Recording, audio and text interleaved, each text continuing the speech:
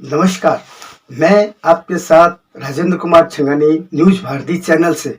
आप देख रहे हैं news Bharati channel. News Bharati channel देखने वालों को हार्दिक स्वागत। तमाम देश विदेश की न्यूज़ें देखने के लिए न्यूज भारती चैनल को ज़्यादा से ज़्यादा लाइक करें, सब्सक्राइब करें और शेयर करें। धन्यवाद। इसके पहले भी मैं कोलायत आ चुका हूं और आज भी मैं कोलायत में मौजूद हूं, लेकिन मंच के नीचे ही जब मैं था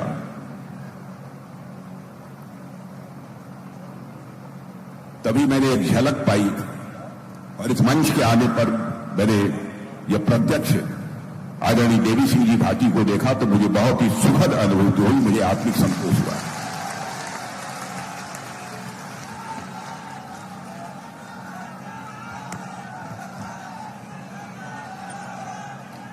शायद दोनों भाई ठीक है, शायद इन्हें एहसास न हो, इनके साथ मेरा बहुत ही आत्मिक रिश्ता प्रारंभ से ही रहा है। और जब ये हमसे दूर गए थे तो उस समय मुझे बेहद पीड़ा हुई थी, मैं कह नहीं पाया, लेकिन आज वो हमारे बीच में यहां मौजूद हैं। ऐसे क्योंकि मंच पर जितने भी लोग बैठे हैं मैं देख रहा हूं कि आयु की दृष्टि से भी, राजनीतिक आयु की दृष्टि से भी आदरणीय देवी सिंह जी भाटी सबसे बड़े हैं, इसलिए सबसे पहले मैं उन्हीं का नाम ले रहा हूं। हमारे विधायक लूर्ड करण सर, कैबिनेट मंत्री राजस्थान सरकार हमारे सुमित गोदारा जी, सीआर चौधरी जी बीकानेर भाजपा संभाग प्रभारी व अध्यक्ष किसान आयोग राजस्थान सरकार, पूर्व कैबिनेट मंत्री श्री हो गया आदरणीय देवी सिंह जी भाटी का नाम लिखा है, विश्वनाथ जी मेघवाल विधायक, श्री ताराचंद जी सारस्वत विधायक, श्री अंशुमान सिंह भाटी। अंशुमान सिंह पहली बार आपको बोलते हुए मैंने सुना है, अच्छा बोलते हो। श्रीमती सुशीला राजपुरोहित महापौर सुशीला जी संचालन कर रही हैं। सत्यप्रकाश जी आचार्य संयोजक लोकसभा बीकानेर, जालम सिंह जी भाटी जिलाध्यक्ष, रामगोपाल सुथार अध्यक्ष विश्वकर्मा कल्याण बोर्ड, श्री राजेंद्र नायक, शंपालाल गेलर और श्रीमती संतोष बावरी, जुगल किशोर लाल और इस सभा में मौजूद मेरे सभी सम्मानित बहनों एवं भाइयों, लंबे अरसे के बाद आप सबके बीच मैं आया हूं। आप लोगों ने तालियां बजाकर, फूलों की हार पहनाकर और शब्दों के माध्यम से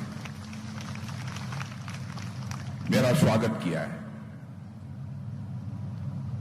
आप जानते हैं भारत की परंपरा है और शिष्टाचार का तकाजा भी है। स्वागत, अभिनंदन और सलाम दुआ कभी एक तरफा नहीं होना चाहिए, इसलिए मैं भी अपनी तरफ से शीश झुकाकर आप सभी बहनों भाइयों का हार्दिक अभिनंदन करता हूं, आप सभी का मैं स्वागत करता हूं। यह कोलायत की धरती है, इसके इतिहास से मैं अच्छी तरह परिचित हूं और मैं कह सकता हूं यह मां करणी की भी यह पावन धरती है। श्री कोलायत सांख्य दर्शन की प्रेरणा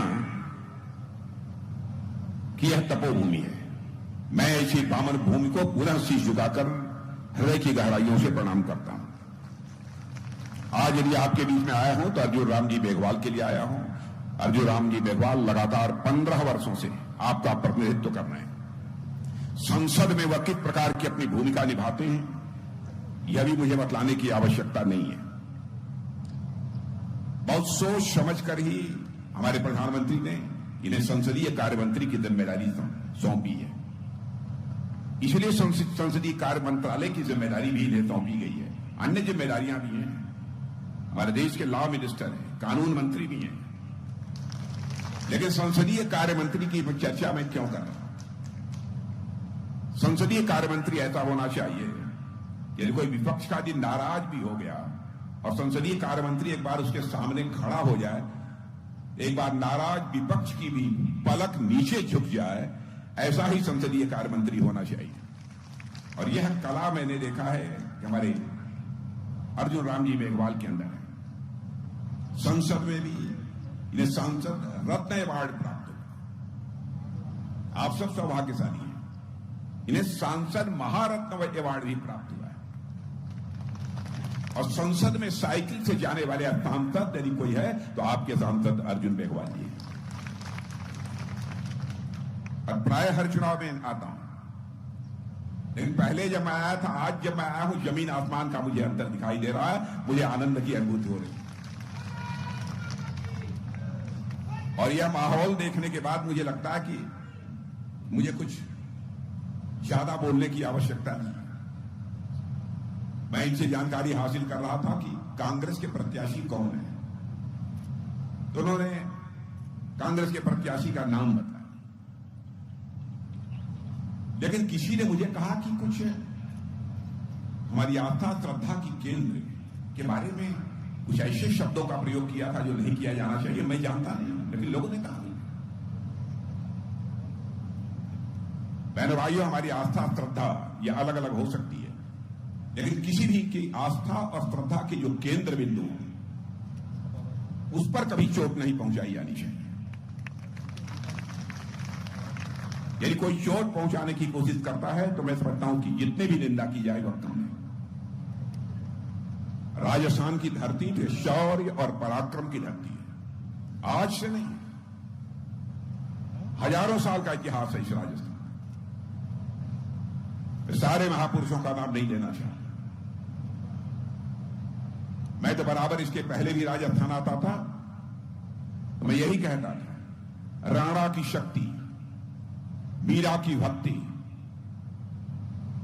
पन्नाधाय की युक्ति और भामाशाह की संपत्ति, यही जो है राजस्थान की पहचान है। यही राजस्थान की पहचान है। पिछले कुछ वर्षों से लगातार 5 वर्षों तक यहां पर कांग्रेस की सरकार रही है। कैसी सरकार रही है उस संबंध में मुझे बतलाने की आवश्यकता नहीं है, आप लोग मुझसे बेहतर जानते हैं। कानून और व्यवस्था नाम की तो कोई चीज रही नहीं। घर में घुसकर गला काट लेते थे, लोग मार दिए जाते थे, यह हालात थे। लेकिन हमारी सरकार आने के बाद भजन लाल जी शर्मा मुख्यमंत्री बने हैं। उन्होंने कानून और व्यवस्था को जिस तरीके से चुस्त दुरुस्त करने के लिए प्रभावी कदम उठाए हैं, इसके लिए मैं भजन लाल जी शर्मा को भी अपनी तरफ से बधाई देना चाहता हूं। मुझे जानकारी दी गई कि 9,371 आदतन जो अपराधी थे उनको उठाकर जेल में भेज दिया और 646 जो इनामी टॉप 10 श्रेणी के जो अपराधी थे, ऐसे सारे बदमाशों की भी गिरफ्तारी की गई। मैंने कानून और व्यवस्था को चुस्त दुरुस्त करने के लिए जो भी कदम उठाए जा सकते हैं वह भजन लाल जी शर्मा ने उठाए। और बहनों भाइयों, मेरी इस बात से आप सहमत होंगे, किसी भी क्षेत्र के विकास की पहली शर्त होती है चुस्त दुरुस्त कानून व्यवस्था। यदि चुस्त दुरुस्त कानून व्यवस्था नहीं रही तो मैं मानता हूं कि क्षेत्र का किसी भी सूरत में विकास नहीं हो पाए। अब ये भी कुछ ही समय पहले 3-4 महीने पहले विधानसभा का चुनाव हुआ है राजस्थान का। उसमें भी कई सार्वजनिक सभाओं को इस राजस्थान में मैंने संबोधित किया था। अब 4 महीने के बाद फिर लोकसभा चुनाव आ। बहनों भाइयों, हमारा तो यह मानना है, जैसा प्रधानमंत्री जी ने एक पहल की है, एक देश एक चुनाव होना चाहिए। बार बार विधानसभा चुनाव, लोकसभा चुनाव, नगर पालिका चुनाव, नगर पंचायत चुनाव, गांव पंचायत चुनाव, एक देश एक चुनाव होना चाहिए, 1 नेशन 1 इलेक्शन। और हमारे प्रधानमंत्री जी ने पूर्व राष्ट्रपति आदरणीय रामनाथ जी कोविंद के नेतृत्व में एक कमेटी बनाई और उस कमेटी ने भी अपनी रिपोर्ट महामहिम राष्ट्रपति महोदया को सौंप दी। और मैं समझता हूं कि देश की जनता का इस संबंध में समर्थन प्राप्त होगा। वैसे कांग्रेस आदतन विरोध कर रही है, स्वभाव है उनका हर चीज का विरोध करना। मैं समझता हूं आपके समय की भी बचत होगी तथा संसाधनों की भी बचत होगी, धन दौलत की भी बचत होगी। एक साथ लोकसभा और विधानसभा के चुनाव करा दिए जाए और जितनी स्वायत्त शासी संस्था है, मैंने ग्राम सभा से लेकर ऊपर तक, जिला पंचायत तक, यह सब सारे चुनाव एक साथ करा दिए जाए। बस 2 बार चुनाव 5 वर्ष में हो, उसके अलावा चुनाव किसी भी सूरत में न हो। यदि आप सब यदि सहमत हैं तो मैं चाहूंगा कि आप सब तालियां बजाकर बताइए सहमत हैं। यहां तक हमारी सरकार का प्रश्न है, इस सच्चाई को कोई नकार नहीं सकता है कि अंतर्राष्ट्रीय जगत में भारत की प्रतिष्ठा बढ़ी है। बहनों भाइयों, पहले भी मैं विदेशों में जाता था, अंतर्राष्ट्रीय मंचों पर यदि हम कुछ बात बोलते थे, हमारी बातों को जिस गंभीरता पूर्वक लिया जाना चाहिए नहीं लिया जाता। लेकिन आज भारत का कद इतना बढ़ा है, अंतर्राष्ट्रीय मंचों पर, किसी भी फोरम पर भारत यदि बोलता है तो सारी दुनिया कान खोलकर सुनती है भारत बोल क्या रहा है। यह भारत की हैसियत बनाई है। और इतना ही नहीं, भारत को बड़ी आशा और विश्वास के नजरिए से सारी दुनिया देख रही है। दुनिया के राष्ट्राध्यक्ष भी कहते हैं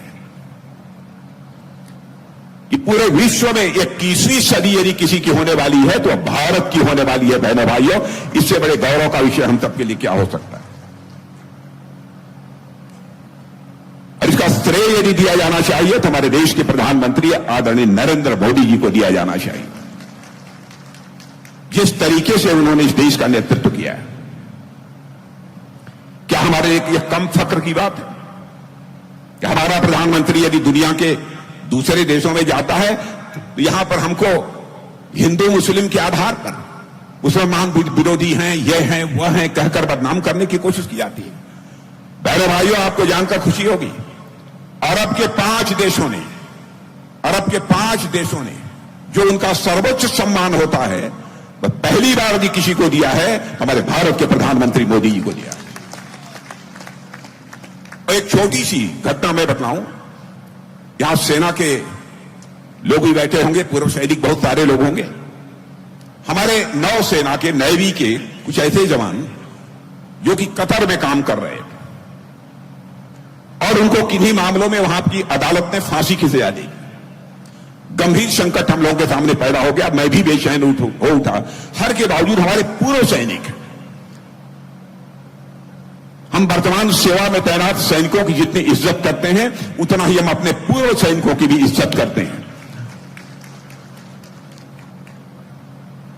बहुत असमंजस की स्थिति थी।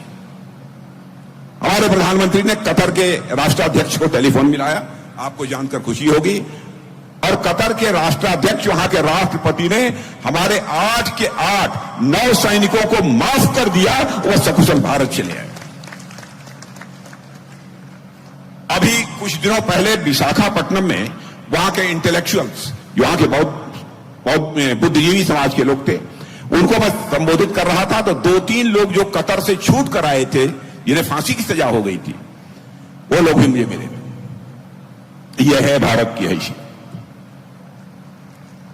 आपने देखा होगा कि रूस और यूक्रेन की लड़ाई इस समय चल रही है।